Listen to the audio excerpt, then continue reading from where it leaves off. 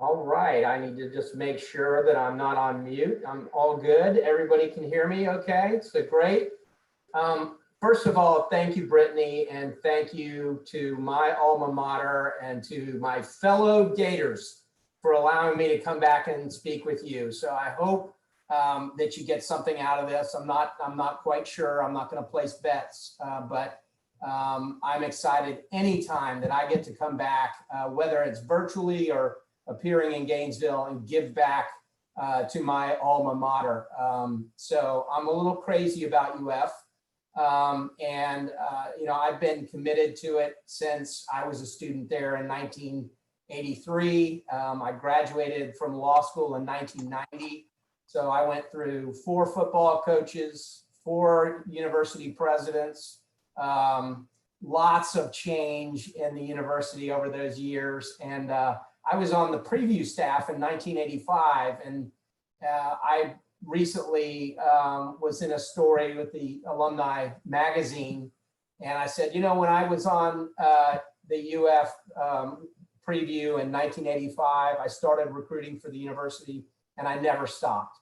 So as part of my identity, it's part of who I am, and I'm so grateful to the university, and love to get back any chance that I get.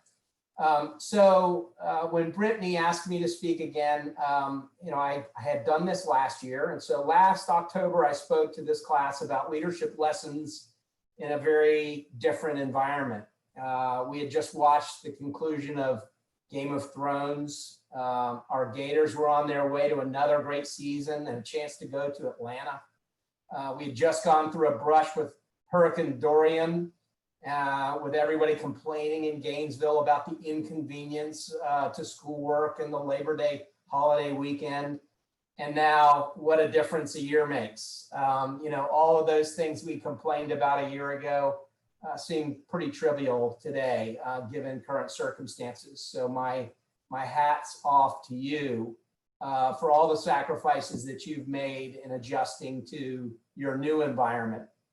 So I thought that I would comment a little bit today, kind of talking about leadership in general in the context of a global pandemic is kind of weird. It's like, we got to talk about what's going on. I mean, we're in very strange times, and can't wait for 2 more weeks to get by so we can get past the election and all the craziness that's happening in our world. But I thought this was interesting. We talked about leadership last year. We're talking about it this year. Well, this year's class in the middle of the global pandemic is kind of a master's level leadership class. So congratulations, you get extra credits. Hopefully, Brittany, we can work that out. But in the words of an ancient Roman, Publius Syrus, anyone can hold the helm when the sea is calm. And so I thought I would talk a little bit today about leadership in crisis versus leadership in just generalities like I talked about last year.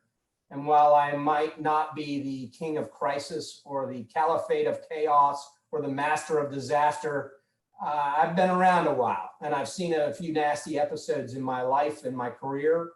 I have been the victim of a catastrophic hurricane loss. I've led through the Gainesville murders of 1990, 9/11, the Great Recession. I've had to face my own mortality and the mortality of people I love. While I may not have all figured it out, but I have some lessons and some recommendations on how best to handle leadership in crisis. And so just a few things, and I'll go through these as sort of, recommendations for, how to handle those things as you go through them. And the first is be humble. Wow, you'll really see some things in life. And just when you think you've seen it all, hey, turn on the news or read the newspaper, and you'll see what's going on, and you'll have to adjust to those circumstances. And one of my favorite quotes, it's actually sitting on my desk right now. This was given to President John F. Kennedy And it's a quote, it's called the Breton Fisherman's Prayer. And it says, "Oh God, thy sea is so great and my boat is so small." And that's only part of the poem, but it's part of a prayer. And it goes back to being humble. If you think you've got it all figured out and you've got it all going on and you are, your life is in order and you've got this planned and that planned and it's just going to go in order, it doesn't always work out that way. And your ambitions, your own ego sort of get put in their place when you experience something like a global pandemic and what we've seen with COVID-19. So, you know, the best thing is to remember your place in the world.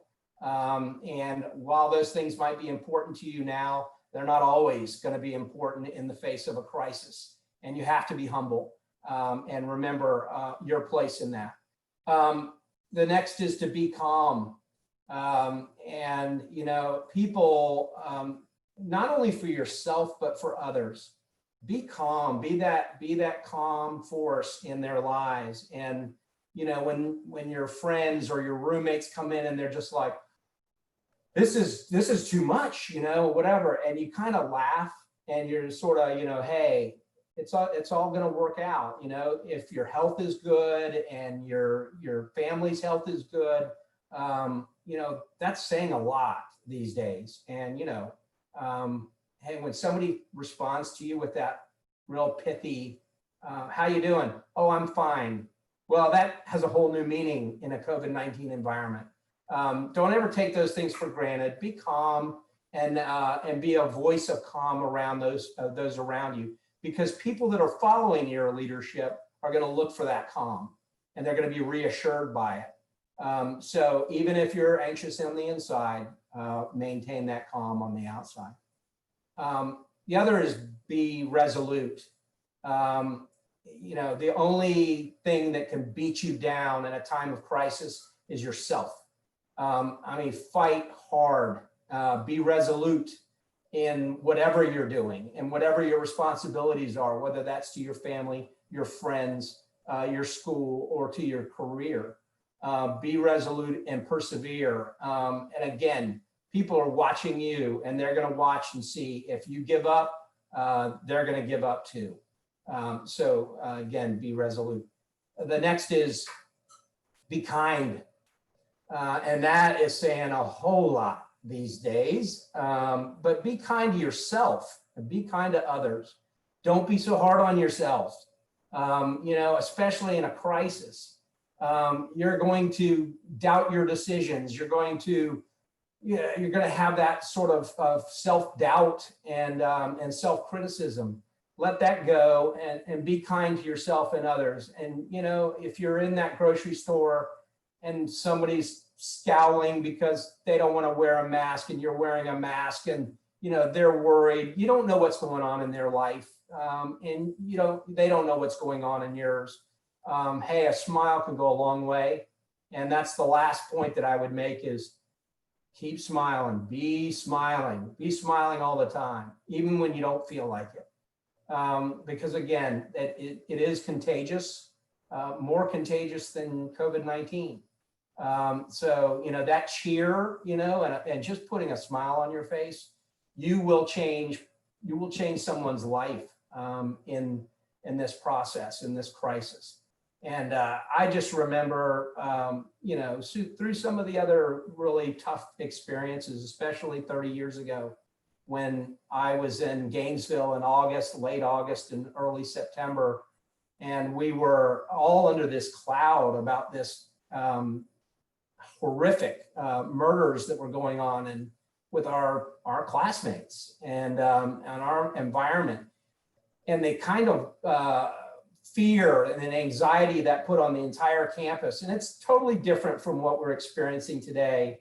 But some things were the same. There were a lot of people that were very anxious. There were people that were leaving Gainesville, dropping out of school because they just didn't feel safe. They didn't feel like they could continue on in that environment.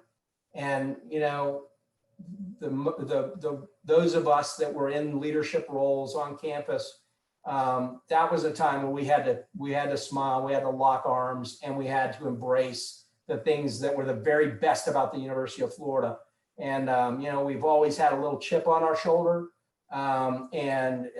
We certainly locked arms then, and all kinds of weather, we'll all stick together for FLORIDA. And so, you know, it really comes through in a crisis, but, you know, got to keep your sense of humor, because if you're not crying, laughing, you're crying for another reason. And that's a bummer.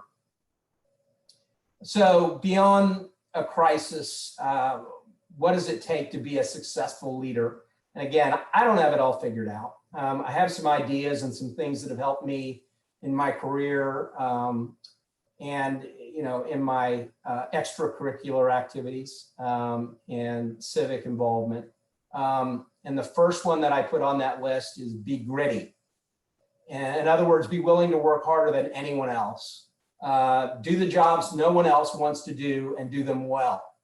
Hard work can overcome almost anything. Determined, persistent, diligent work is stronger than natural talent, luck, genius, and financial fortune. Your work ethic is a window into your character. It is how others view you and how the world will judge you. Drive hard to succeed. And I love this quote from President Calvin Coolidge. They called him Silent Cal when he was president. Quite a bit different from the president we have, but he had a great quote that I love to use, and it's, nothing in this world can take the place of persistence. Talent will not. Nothing is more common than unsuccessful men with talent. Genius will not. Unrewarded genius is almost a proverb. Education will not. The world is full of educated derelicts. Persistence and determination alone are omnipotent. So when we talk about being gritty, I think that sums it up. The next is be a winner. Always drive to win. Look, losing sucks. Winners make all things possible. Losers hide behind all things impossible. You should not hate too many things in life, but you should absolutely hate losing. Legendary NFL coach Vince Lombardi once said, winning is a habit, and it's a habit, and it's hard to pick up when you spent time losing. Better than that, iconic Florida legend Coach Steve Spurrier, one of my all-time favorites, he famously quoted, "They can call us cocky, arrogant, crybaby, whatever. At least they're not calling us losers anymore. If somebody likes you too much, it's probably because they're beating you." When Steve Spurrier was a boy, he played a little league baseball game on a team coached by his father. One day, his father asked all the boys on the team to raise their hands if they believed it was not whether you won or lost, but how you played the game. All the boys raised their hands except young Steve, because he already knew his father's answer. Steve's father looked sternly at the team and said, "Boys, if it were not about winning or losing, but how you played the game, they wouldn't keep score." And that's for sure. And here's the thing, you know, he recently summarized I'm going to borrow from one of his class presentations, but he talked about winners and losers. And he said, a winner makes commitments. A loser makes promises. A winner makes mistakes and says, I was wrong. A loser makes mistakes and says, it wasn't my fault. A winner shows he's sorry by making up for it. A loser says, I'm sorry, and does the same thing the next time. A winner listens. A loser waits for his turn to talk. A winner feels strong enough to be gentle. A loser is never gentle. He's either weak or pettily tyrannous by turns. A winner says there ought to be a better way. A loser says that's the way it's always been done here. There are winners and losers everywhere, but remember this, life keeps score. Play to win. Be trustworthy. In order to be trustworthy, you must extend trust. Being honest and being forthright are two currents of the same stream. Knowing the truth versus telling the truth may yield different results. A great leader is forthright in truthfulness and trustworthy with confidences and knows the difference. Be the answer. Anyone can tell you what the problems and challenges are. Not many can bring answers and solutions. I remember when I was a very young attorney, I was a first-year attorney, and I was asked by a partner to write an opinion letter for a client that had come in. And I remember putting together in that letter to the client, and I kept repeating, the problem is, and I kept describing what the problem was. And I remember that partner gave me advice that I've held the rest of my life. It said, don't tell the client what the problem is. They wouldn't have come to you if they didn't know they had a problem. They know what their problem is. They come to you for recommendations on answers. They want the answer, they want the solution. And so you have to be courageous and come up with the solution and recommend that to them. And I never forgot that. And I never put that word problem in another letter I ever wrote to a client. And so, you know, that's the thing that you really have to keep an eye on. But be the answer for people. Don't come to them with what your problems are. Tell them what your solutions are. Be a talent magnet. Leadership is not an entitlement. It is earned by the countless little decisions and actions that serve as examples to others around you. Decisions reflect judgment. Judgment earns trust. Trust earns respect. Respect earns followership. If it's your way or the highway, you may just prove to be on a dead-end road. Keep focused on the results. You are in the people recruiting and enhancing business. Whether you are selling insurance or widgets, it's all about people and the teams they create. Always look for people better than yourself and invest yourself in their success. And I have seen this, you know, through my career, whether it was in law or insurance. Some leaders will select people around them that have certain skill sets, but they're not quite as strong as the person that is managing them. And that's the difference between management and leadership. Don't be threatened by people that are more talented than you. You will succeed by their success. Don't ever be afraid of that. Add to the talent pool, bring them in, and let them go. Let them succeed. And that'll be the measure of your success. Be smart. There's a big difference between genius and common sense. Be smart by admitting that you don't know. Never BS anyone. Others can smell it and you will step in it. Be decisive. Procrastination kills, but it kills tomorrow. A lack of urgency conveys a lack of respect for others on your team. Never be the bottleneck. Unlike fine wines, tough decisions never get better with age. And there's another quote that hangs in our offices at Brown & Brown, and it says, on the plains of hesitation bleach the bones of countless millions who at the dawn of victory sat down and waited, and waiting died. Be passionate. Be passionate in life. A life without passion is a life not lived. Love passionately, lead passionately, do those things that inspire passion in your and ignite passion in others. I once had someone comment that I was a passionate, diehard Gator. I simply responded, is there any other kind? Passion is an emotional investment and makes you vulnerable. Don't be afraid of it. Embrace that and put that passion into everything that you do. Be zealously protective of time. Time is the most precious resource. What you do with your time is life itself. Wasted time is wasted life. We don't know how much time we have on this earth. What we do with our time is a gift to yourself and others. Protect your time and do not let others waste it. How you value your time reflects how you value yourself. Plan your work and work your plan. Efficiency makes the best use of your time and allows you to do the impossible. Be on time. If time is the most precious resource, being timely is the highest respect that you can pay to yourself and others. Dragging and running late are disrespectful to others who value their time and make it available to you. If you have an appointment, arrive early. If you arrive late, make sure that you apologize for your offense. The last one is be mindful of your sense of humor. Don't take yourself too seriously or no one else will. Laugh often and much. That's from Ralph Waldo Emerson. Find the humor in things when all the light seems to be fading. Keep your sense of humor even if everyone around you has lost theirs. Find the funny in life and smile. Life is hard enough. Try not to pile on with a grim outlook on things. Crying, laughing is always better than crying for other reasons, as I mentioned earlier. Life is full of irony and comedy.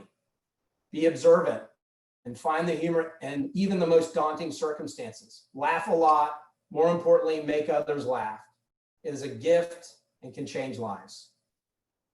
And that is kind of the summary of like all the things that I wanted to put into a formal presentation. And now I think I'll open it up for the more informal and allow you to ask any questions that you want, personal, professional, or anything in between. Other than predictions on the Gator football season, because that's a terrible jinx. As soon as they start making predictions, the LSU game gets postponed. Make another prediction, the Missouri game gets postponed. So I'm not making any more predictions. Hey, Bob, quick question for you. Can you kind of go over with some of the students a little bit about your daily responsibilities and what it's like as you work at Brown & Brown? Sure. I am the chief legal officer at Brown & Brown, so I'm the kind of the top lawyer, and I do all things legal that affect the company. So legal, regulatory, compliance objectives. So Brown & Brown is an insurance brokerage. So we are the agents and brokers that place insurance for businesses and for individuals around the world. We've got about 340 offices, office locations, some in the UK, Canada, Cayman Islands, and all across the United States. We're the 6th largest insurance brokerage in the world. And so what kinds of things come through my door any given day, it can vary. And there are a lot of different things. And I have 6 attorneys that report up to me. They're each specialized in a certain area, whether that's mergers and acquisitions or litigation and claims or corporate governance and securities or, contract compliance. So it ranges all over the place.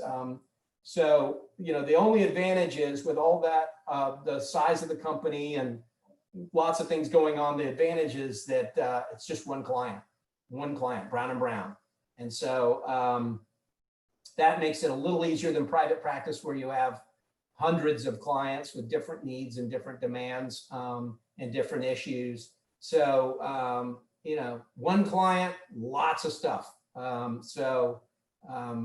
My day-to-day is to manage the intake and responsibilities of the 6 attorneys that report up to me, and to keep myself sort of free to work with our executive leadership, including our CEO, on any matters that involve legal counseling and so forth.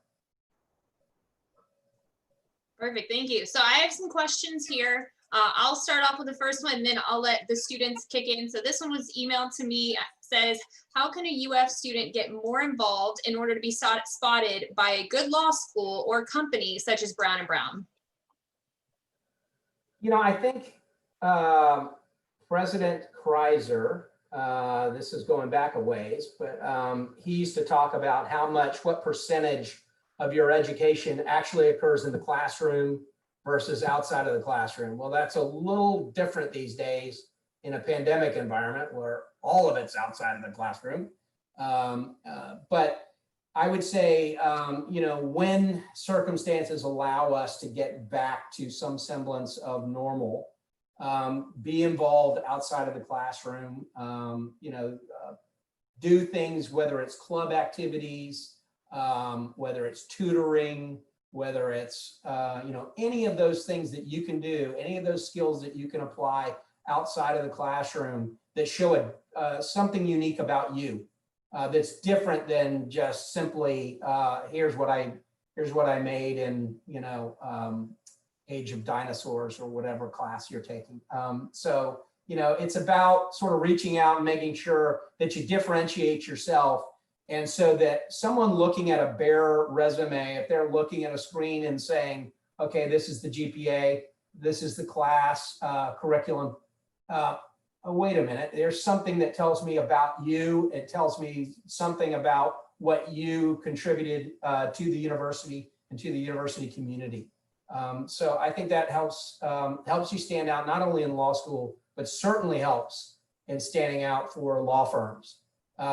A lot of law firms, depending on what kind of practice you really are interested in, they're going to want to see, are you a person that can stand on your own 2 feet?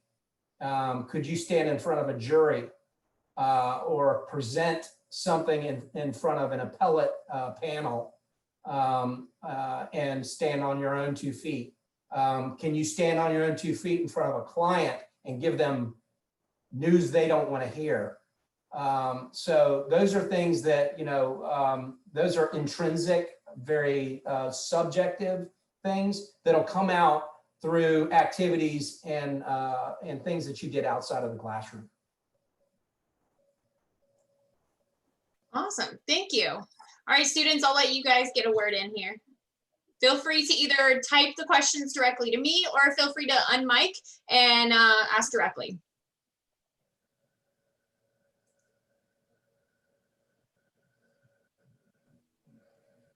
What for you was the hardest thing when you were going through law school? Oh, I just talked about that. It's a great question. I talked about that recently, and I think it was tough for me because I went to the University of Florida undergrad, and then I went to the University of Florida as a law student, and I took only about 8 or 9 months off in between. I still had a lot of stuff, contacts and friends and, things that were going on as an undergrad that, it was hard for me to kind of shift gears and really say, okay, undergrad playtime is over. This is law school. It's, hard work. It's concentrating. It's a different study regime. And so, I noticed some law school colleagues that stayed out of, they were out of school for a while. They took a gap year or maybe gap 5 years or whatever and came back to law school. Their maturity level and being able to get up at 5:30 in the morning and go to the library and study, because that's what they had to do in a day job for those gap years. It was no problem for them, and their discipline and their ability to focus on the schoolwork was probably a little bit better. Of course, opportunity cost for them, that they had to stop whatever they were doing and go back to school, and then some of them incurred debt and then get back into the work world after that. But so there are pluses and minuses. But for me, that was one of the most difficult adjustments, going from an undergrad environment to law school, especially going to the same institution in the same town. All that, the rigor and discipline it takes to succeed in law school is just different. And I'll throw this out, and I hope that this doesn't get back to the dean, but I'll give you the admonition that was given to me, and it is true. So it's a little secret. I'm gonna let you in on this, but they talk about law school all 3 years, and here's how they describe it. Students, first year, they scare you to death. Second year, they work you to death. The third year, they bore you to death.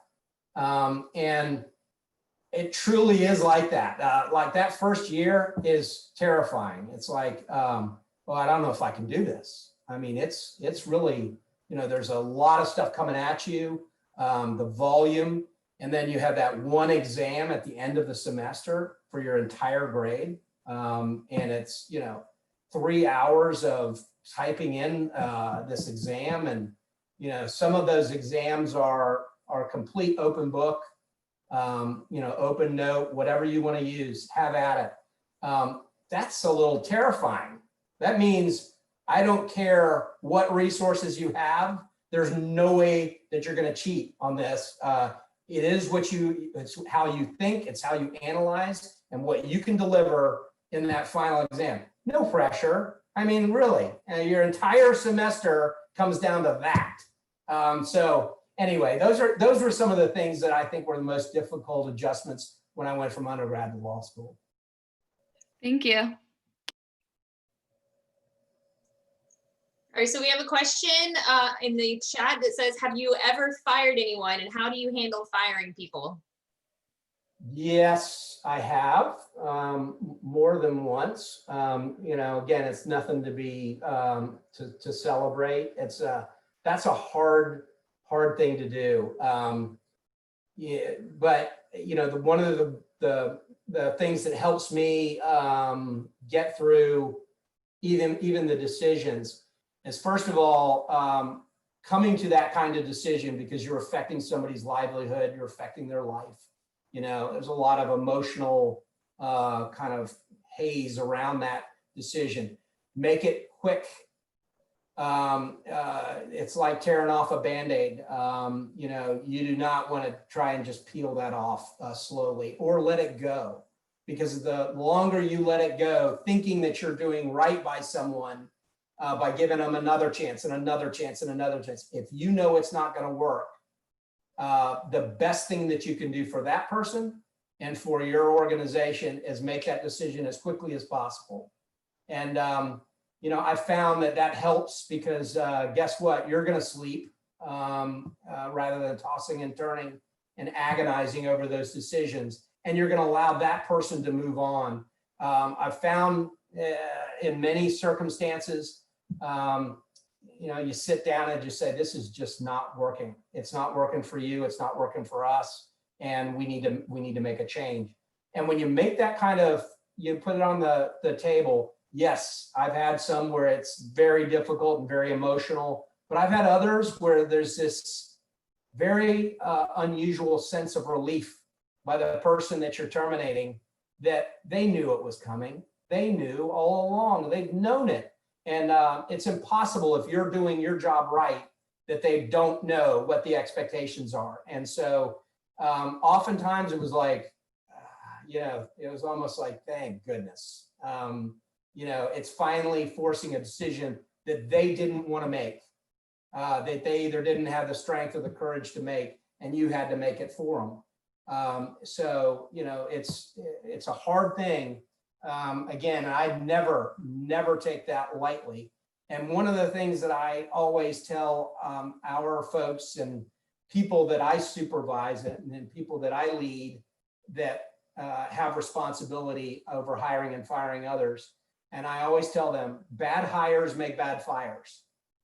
Bad hires make bad fires. So if you do a bad job of interviewing and really kind of checking and seeing if this person's the right fit, I guarantee you in the ensuing months or years, you're going to have a bad firing situation on your hands. Because if you don't put that effort in on the front end, you're going to get it on the back end. Thank you. All right, next question is from Marlena. She says, what advice would you give for someone who's pursuing law school, who wants to become more aware of all the areas of practice that are available and what those specific areas of law entail? Great question. So Marlena, I think the best advice there is, I would say, look, you might want to try an internship or a job, just a job in a law firm. Lots of law firms do hire people that are not law students or lawyers.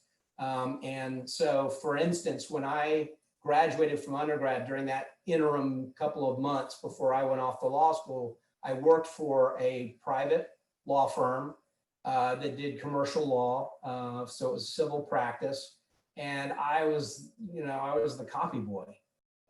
So I ran around and I made copies of things and, filled binders. And back in those days, there were actually paper libraries. And so I would have to do the updates on all the legal documents in the library, legal resources.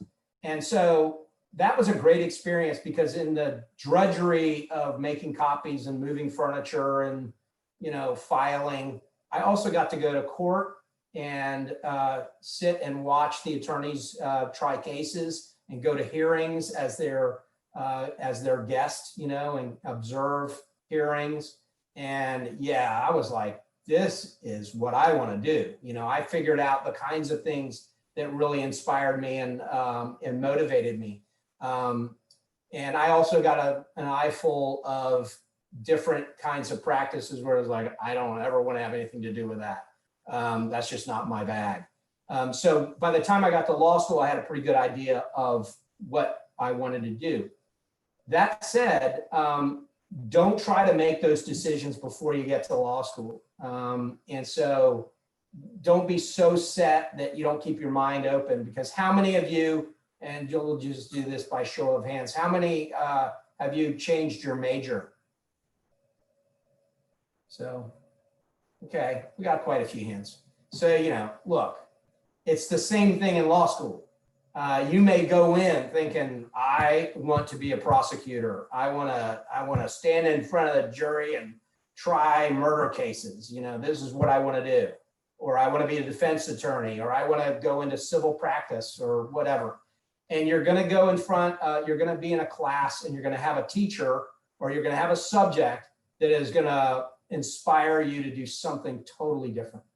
And so, keep an open mind. Don't just go in with a single mindset of what you want to do, because circumstances will change, or you'll be inspired to do something else. Or, all of a sudden you get what's called the book award, which means you got the highest grade in a class of any of your classmates. And that may inspire you to do something in that class or with that professor, and may take you in a different direction. Fantastic. So we have a follow-up question from your question. It says, can a UF student get a part-time entry-level job at Brown & Brown? So the answer is yes. I mean, we're hiring all the time in all of our locations. Internships, and this was something that unfortunately, again, got really derailed by the pandemic, among other things. But we had an internship for the College of Liberal Arts and Sciences, for Brown & Brown, for different areas that may not be just pure insurance sales. But the answer is yes, depending on the office, depending on the location, there are opportunities.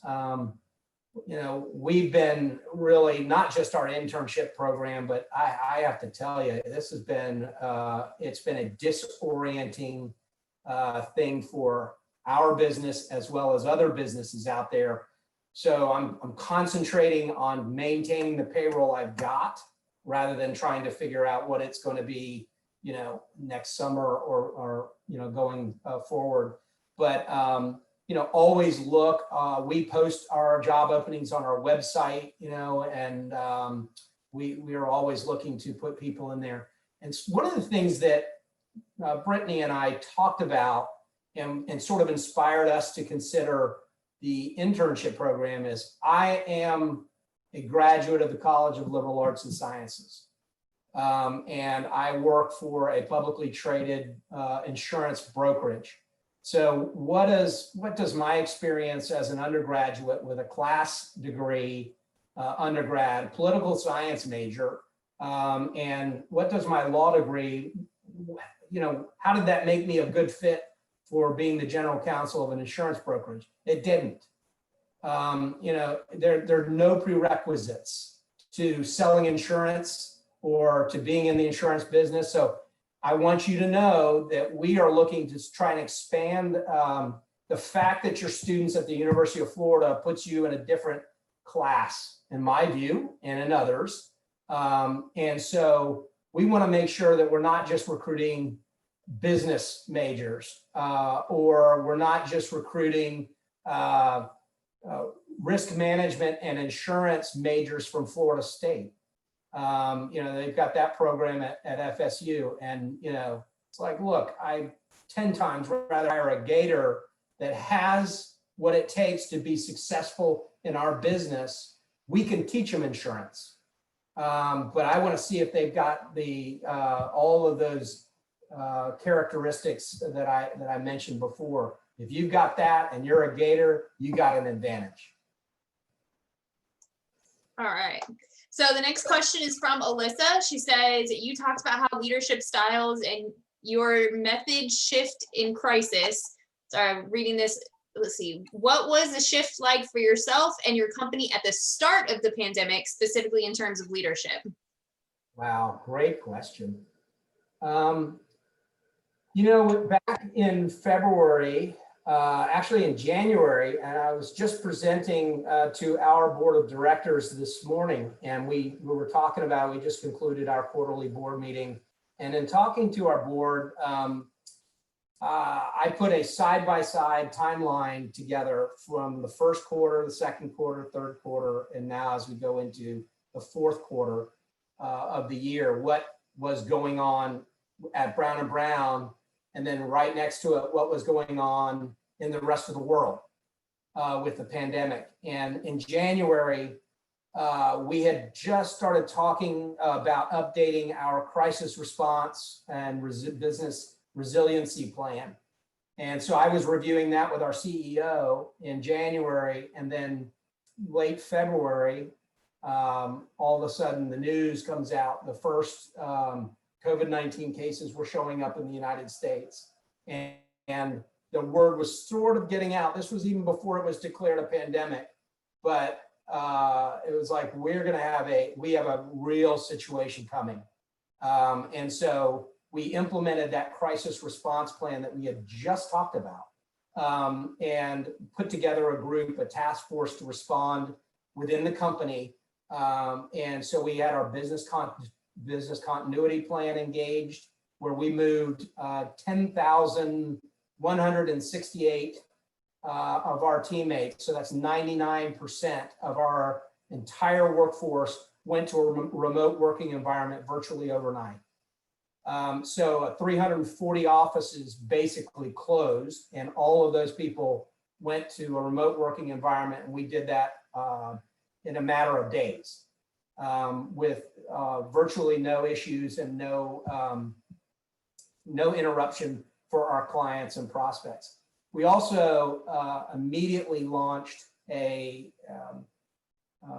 live stream series that we started to host on Friday afternoons. And so that was done both from a clinical perspective, because we have a medical doctor who's on our team. She's in Atlanta, and she happened, just in her past work career, she is a former epidemiologist with the Centers for Disease Control. So we had a Brown & Brown teammate who's an MD and former CDC epidemiologist. And so we would provide clinical updates for our customers and our prospects. So anybody could attend to this. We launched toolkits for our customers and for their businesses, how they could help their employees, with all the questions that were coming in. We launched an employment law helpline, so that we could provide free of charge labor and employment law advice for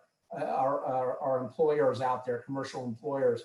So we did a ton, and particularly in March, it was 24/7 through March and into April as things were evolving around the country and around the world. We were late adopters when it came to masks, and of course, nobody really knew in March and April. By the time we got to, we started implementing a return to the workplace strategy that I have to tell you, it's some of those things you just kind of learn by experience. We were talking about getting everybody back, and we were thinking by July 4th, we'd have probably 85% of our workforce back in the offices. Well, here we are in October, and I'd say we have about 25%, maybe 33% that are back in the office. And we continue to work remotely and try to make that work. So it was sort of just, we were adapting, but we never lost sight from the immediate things that were hitting us in the hour-to-hour, day-to-day news. We always kept our eyes on the horizon. Like, what should we expect in the future? What should we see coming? And then back in late March, and again, I'm not saying that I had some kind of crystal ball, but I was one of the first in the company to say, we're going to have civil unrest in our country. And I didn't predict the match that would light that would ignite that civil unrest, but I knew we were going to have it. Because when you take this massive proportion of your society and you put them at home and you take away their socialization and you take away their interaction and you take away their normal lives and you're shutting down businesses, you're putting 40 million people on unemployment. It's a pressure cooker. And it also exposes massive fault lines in our society, like racism and like income disparities. So when you take somebody and you put them at home and you take away their livelihood so they don't have any income and they get hungry, guess what's going to happen? So, there were certain things that we actually looked to see, and we were actually prepared, at least from our standpoint, as much as we could be, to address the things that were stress related and mental health related in our own workforce and in our customers and with our customers and clients. So we tried to provide those kinds of resources because a lot of us, meaning me, in my training, it's all about risk. I've been in the risk business for 30 years now, and that's my training, legally and otherwise. And so, how to evaluate risks and to kind of see those things before they explode and become a crisis. So, lots of things. This has been a very, look who I'm talking to. This has been just a freaking weird week or year, strange year. But again, if we don't learn and take lessons out of this for the future, shame on us. And so that we are better and stronger as a country for having gone through this, as horrible as this year has been. Thank you. All right, so we have one more from Alexia. She says, throughout your journey, what's been your biggest regret?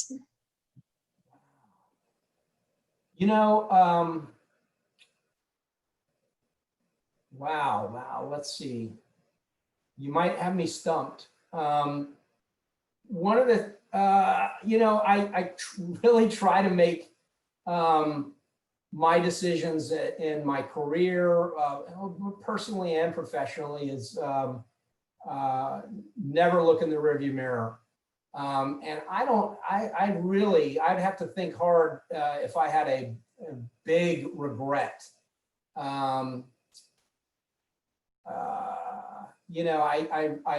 think I've made the decisions that I've made, and I'm again, my whole thing is I'm a little OCD. I'm very risk averse, even though I'm in the business of risk. That helps me kind of look and plot and prepare. But I don't make rash decisions, and I don't make them emotionally. And so I really don't have a lot of regrets when it comes to it, because once I've made my mind up that that's what I'm going to do, I've done my homework, I've researched it, and I don't look back. I mean, if anything, I'd say right now, I am very, very, very thankful.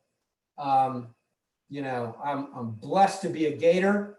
I'm blessed to have an opportunity to come back and give back to my alma mater. Are you kidding me? This is fantastic. It's good stuff. But I have two very healthy kids. I have one that's a sophomore at the University of Florida right now. I mean, how much more? I've got a happy marriage. I'll be celebrating my 25th wedding anniversary next year. I don't have I don't have COVID-19. Pretty good stuff. So far, so good. And my family's healthy. It's like, look, I don't have a lot of regrets out there. If anything, I got a lot of Thanksgiving in my heart. And as we get ready for Thanksgiving, keep that in mind. You write them down, because you all have, as miserable as 2020 has been, we got a lot to be thankful for. Yes, absolutely.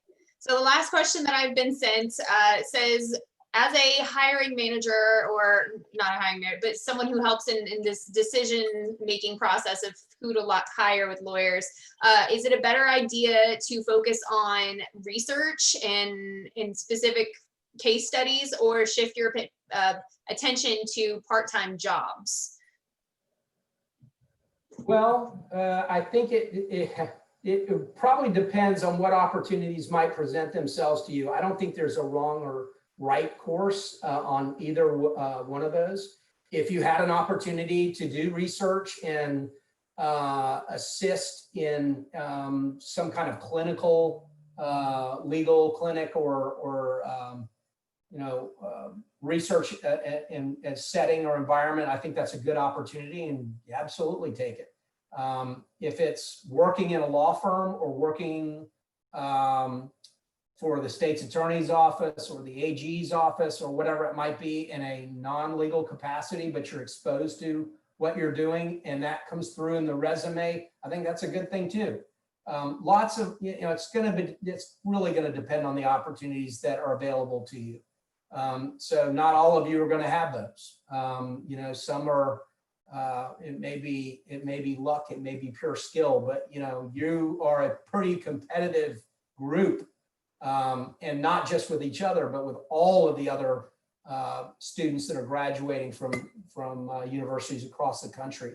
And a lot of folks are making tough decisions in this pandemic environment about whether they pursue their education now, whether they get right to work, and figure it out as things progress.